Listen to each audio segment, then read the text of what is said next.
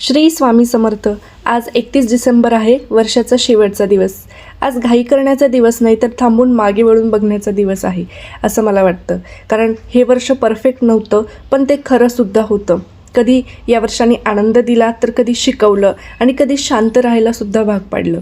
आपण सगळेच या वर्षात काहीतरी गमावलं आहे आणि काहीतरी मिळवलंसुद्धा आहे। कधी स्वतःला हरवलं तर कधी नव्यानं पण शोधलं आहे। तर चला, आज या वर्षाला निरोप देताना स्वतःवर राग ठेवू नका। तुम्ही जे करू शकलात तेवढं पुरेसं होतं आणि तेवढंच परफेक्टही होतं। प्रत्येक छोटा प्रयत्न, प्रत्येक शांत सहनशील क्षण हे सगळं तुमच्या वाढीचाच भाग आहे। आणि नवीन वर्षाकडून खूप मोठ्या मोठ्या अपेक्षा ठेवण्याची अजिबात गरज नाही आहे। फक्त थोडी शांतता, थोडं समाधान आणि स्वतःशी प्रामाणिक राहण्याची हिंमत मात्र हवी। हळूहळू पुढे चला। तुलना नको कोणाशी, घाई नको। तुमचा वेग तोच योग्य वेग आहे असं समजा।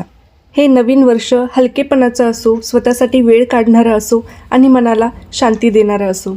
तर आजचा दिवस आपण सगळ्यांनी कृतज्ञतेनं संपवावा आणि उद्याचा दिवस एक नवीन आशेने सुरू करावा। 31 डिसेंबर तर सगळेजण सेलिब्रेट करतातच, पण त्याचबरोबर आपल्याला सेलिब्रेशन करण्याबरोबरच आपल्याला आत्मपरीक्षणाचा आणि नव्या सुरुवातीचा सुद्धा हा आपला दिवस आहे। गेलेले वर्ष आपल्याला अनेक आठवणी, अनुभव आणि शिकवण देऊन गेले आहेत। तर या वर्षात यश मिळाले असेल तर त्यातून आत्मविश्वास घ्यावा आणि अडचणी आल्या असतील तर त्यातून शिकून पुढे जावं।